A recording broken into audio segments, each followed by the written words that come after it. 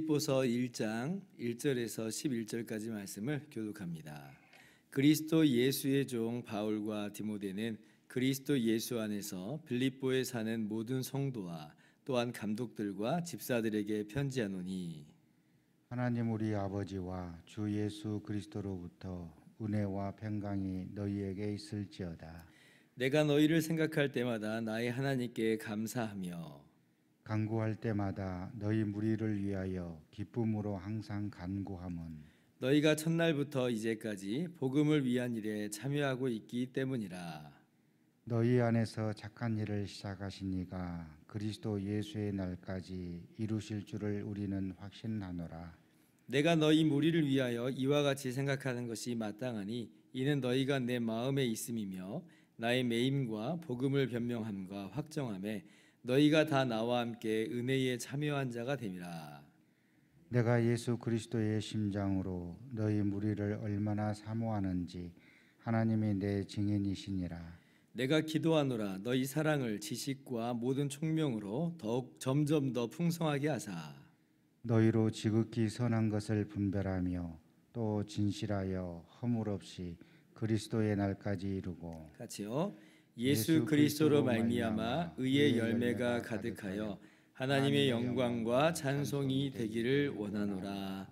아멘. 할렐루야. 하나님의 크신 은혜와 평강이 오늘도 변함없이 여러분 가운데 가득 넘치기를 주님의 이름으로 축원합니다. 빌립보서는 바울 사도께서 빌립보 교회에게 보낸 편지입니다. 물론 모든 성경이 성령의 감동으로 된 것이기 때문에 빌립보서는 궁극적으로 성령 하나님이 저자시죠. 확실한 하나님의 말씀이다라고 하는 거예요. 그런데 성령께서 이 바울 사도라고 하는 인간 저자를 통하여 이제 그렇게 하셨다는 것입니다. 그래서 바울 사도께서 성령의 감동으로 편지를 쓴 것인데요. 근데 그 바울 사도의 이 서신들을 보면, 이 편지들을 보면 그 서두에 꼭 나타나는 특징이 있어요. 그게 뭐냐면 항상 수신자들을 향해서 은혜와 평강을 기원한다라고 하는 거예요. 오늘도 2절 말씀 보면 하나님 우리 아버지와 주 예수 그리스도로부터 은혜와 평강이 너희에게 있을지어다. 은혜와 평강이 너희에게 있을지어다. 그렇게 이야기하죠. 바울 서신이 로마서에서부터 이제 빌레몬서까지를 이 13개를 바울 서신이라 이렇게 하는데 정말 한번 여러분도 나중에 관심 있으시면 한번 이렇게 좀 보셔도 괜찮을 것 같아요. 단 하나도 빠짐없이 전부 다 은혜와 평강을 구해요. 이제 디모데 전후서는 거기에 긍휼까지 이제 포함해서 이야기한 그런 소소한 차이 외에는 어느 한 서신 예외 없이 전부 다 은혜와 평강을 이제 구한다라고 하는 것입니다. 물론 뭐 그냥 의뢰이 이건 뭐 문안 인사련이라고 그냥 쉽게 지나가 버릴 수도 있겠지만 그런데 하나님 말씀인데 이게 뭐 그냥 쓰인 그런 일은 아니었겠잖아요. 의미가 있지요. 정말 이 사도 바울은 어떤 지나치는 그냥 의뢰이하는 인사로서가 아니라 정말로 모든 수신자들에게 오늘은 빌립보 교회에게 하나님의 은혜와 평강이 가득하기를 원하면서 기도하고 있는 것입니다. 그래서 저도 조금이라도 좀 닮고자 하는 마음으로 항상 설교 처음에 이런 동일한 기원을 하죠. 하나님의 은혜와 평강이 있기를 구합니다. 왜 그러냐면 똑같은 마음이에요. 사실 이 기원에는 하나님께서 우리에게 주신 그 위대한 복음의 진리가 응축되어 나타나거든요. 여러분 은혜가 뭐예요? 은혜가 제가 여러 번 말씀드리는데 이 정의는 분명히 알아야 된다 그랬어요.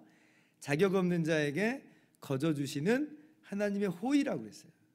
자격 없는 자에게 거저 주시는 하나님의 선하신 뜻, 호의, 선물이에요. 즉 이게 무슨 말이에요? 죄인인 우리, 죄와 허물로 영원히 멸망받을 수밖에 없는 우리를 위해서 하나님께서 우리를 사랑하셔서 거저 독생자 예수 그리스도를 이 땅에 보내주셨다라고 하는 이것이 담겨 있죠. 그리고 그 예수님께서는 마찬가지로 우리를 사랑하셔서 우리를 대신해서 십자가에서 대신 죽기까지 사랑하셨다. 우리는 아무런 자격도 없는데 우리에게 어떠한 공로도 없고 어떤 우리에게 대단한 게 없는데 그런데 하나님께서 우리를 사랑하셔서 그 놀라운 일을 행하신 거예요. 호의예요. 호의. 은혜. 그래서 그 은혜로 말미암아 우리가 죄 용서받고 우리가 의롭다 하심을 얻어서 하나님의 영광스러운 자녀가 됐잖아요. 그러니까 이 온 우주 만물 가운데 그 어떤 것으로도 바꿀 수 없는 가장 위대한 선물을 하나님께서 은혜로 우리 가운데 이렇게 주셨다. 하나님의 은혜야말로 정말 우리에게 있어서는 너무나 값진 보배와도 같아요. 자, 그럼 평강은요? 평강은요, 이 은혜의 쌍둥이 자매다. 어떤 분은 그렇게도 이야기하더라고요. 쌍둥이 자매다. 은혜와 뗄래야 뗄 수 없다. 은혜의 바로 뒷면의 동전 모습과도 같다. 이렇게 얘기를 해요.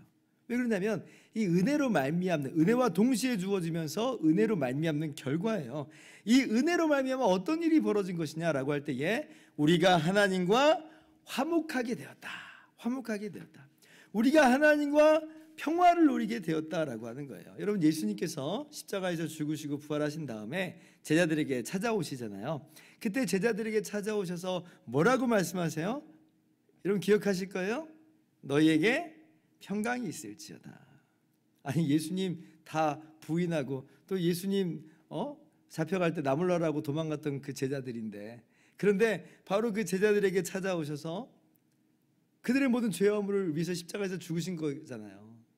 그리고 제자들을 향해서 너희에게 평강이 있을지어다 이렇게 말씀하세요. 전에는 죄인이고 원수였던 우리, 마찬가지죠.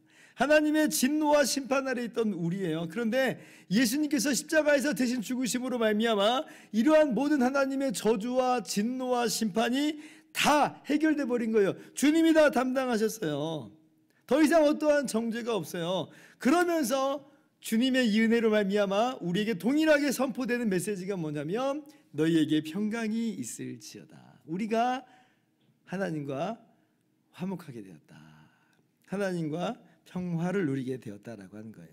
그래서 우리가 이러한 예수님의 십자가 보혈을 힘입어서 담대히 하나님의 은혜의 보좌 앞으로 나아갈 수가 있게 된 것입니다. 이게 평강입니다. 세상이 줄 수 없는 평안. 뭐냐? 단순히 마음의 위로와 평안 정도가 아니에요. 하나님 앞에 설 수 있는 평안. 하나님과 함께 하나님을 즐기며 하나님을 누리는 그 평강이에요. 바로 이러한 은혜와 평강이 사랑하는 빌립보 교회에게 복음이 들려졌던 그 처음부터 그리고 지금까지도 항상 가득 넘치기를 사도 바울은 기원하고 있는 겁니다. 축복하는 거죠. 이러한 하나님의 은혜와 평강이 우리 예수 은혜 교회에도 항상 가득 넘치기를 주님의 이름으로 축원합니다. 자, 그렇게 이제 빌립보 교회가 바울에게서 축복을 이제 받고 그러면서 이제 계속해서 이제 바울이 이제 빌립보 교회를 위해서 내가 기도한다라고 이야기를 해요. 이게 특별히 이제 빌립보 교회가 바울 사도 마음 가운데 이게 있다는 거예요. 바울 사도 마음 가운데 특별한 사모의 대상, 특별한 기쁨이 대상이 됐어요. 왜 그러냐면 물론 모든 교회가 바울이 가는 곳마다 설립했던 교회이므로 바울이 낳은 자식과도 같이 바울 마음 가운데 다 있죠. 그런데 빌립보 교회를 향해서는 더욱더 특별한 기쁨의 대상이요 사랑의 대상이다라고 유독 이 빌립보 교회에 애정을 쏟아놓고 있습니다. 그 이유가 뭐냐면 8절 보세요. 자, 내가 예수 그리스도의 심장으로 너희 무리를 얼마나 사모하는지 하나님이 내 증인이시라 그러잖아요. 정말로 빌립보 교회를 사랑한다는 거예요. 사모한다는 거예요. 왜냐하면 빌립보 교회가요 바울 사도에 의해서 설립됐던 그때부터 그 즉시로 바울 사도의 이 복음 전파 사역에 동참해요. 쉽게 말하면 개척교회가 바울 사도와 함께 이 선교 사역에 동참한 거예요. 개척교회면 미약하잖아요. 뭐 재정 상태도 그렇게 넉넉하지 않을 거예요. 당신들 쓰기만 해도 사실 넉넉지 않은 그런 형편일 텐데, 그런데 그걸 쪼갠 거예요. 그걸 쪼개가지고 이 바울 사도의 복음 전파 사역에 동참하고 나섰더라. 이 5절 말씀이 바로 그거예요. 너희가 첫날부터 지금까지 복음을 위한 일에 참여하고 있기 때문이라. 7절 말씀도 한 번 더 말하죠. 나의 매임과 복음을 변명함과 확정함에 너희가 다 나와 함께 은혜에 참여한 자가 됨이라. 바울 사도와 함께 가고 있어요. 이게 이제 4장 15절을 보면 이제 구체적으로 이제 다시금 한번 언급되고 있습니다. 바울 사도가 2차 전도 여행 때 이제 마게도냐 지역으로 이제 처음 방문을 하잖아요. 그래서 처음 세워진 교회가 빌립보 교회예요. 그리고 빌립보 교회가 세워진 다음에 그리고 이제 데살로니가로 이동을 합니다. 데살로니가로 이동해서 데살로니가에서도 복음을 전하고 거기에도 교회를 세우는 그런 일을 할 때에 바로 그때 빌립보 교회가 바울에게 2번씩이나 보내줘요. 생계를 돕는 거예요.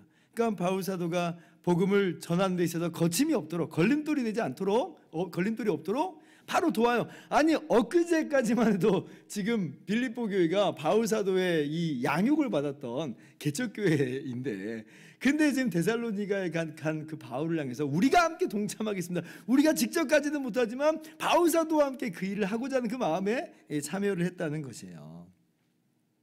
그리고 이제 4장 18절을 보면 지금 세월이 굉장히 많이 흘렀는데 바울이 지금 감옥에 있는 형편이잖아요. 근데 그때 다시 한번 바울에게 또 보냅니다. 바울의 쓸 것을 또 보내줘요. 그러니까 최소한 3번은 보냈다는 거죠. 참 멋진 모습입니다. 이 빌립보 교회가 정말 그 시작에서부터 하나님의 나라의 이 귀한 사역에 동참했구나.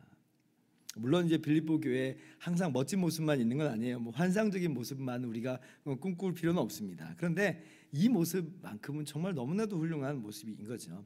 우리 교회도 마찬가지로 개척 초기부터 미약하지만 협력 선교사님과 동반자 관계를 맺으면서 그렇게 동역하기를 처음부터 해서 지금까지 계속을 하고 있습니다. 정기적으로 후원을 하고 있는데 정말 우리 교회가 너무 잘하고 있는 거예요. 물론 형편에 따라서 돕는 우리의 손길이 뭐 때로는 줄어들 수도 있죠. 우리 교회 형편에 아마 이제 또 맞춰가는 그런 것들이 아무리 있어요. 근데 그래도 우리의 그 살림 속에서 그 쪼개는 것 자체가 진짜 대단한 거예요. 정말 대단한 거예요. 힘이 닿는 데까지 그렇게 함께 하겠다는 그 모습이 정말 너무나 멋진 모습입니다. 저도 바울 사도와 같이 바랍니다. 6절 말씀. 자, 너희 안에서 착한 일을 시작하신 이가 그리스도 예수의 날까지 이루실 줄을 우리는 확신하노라.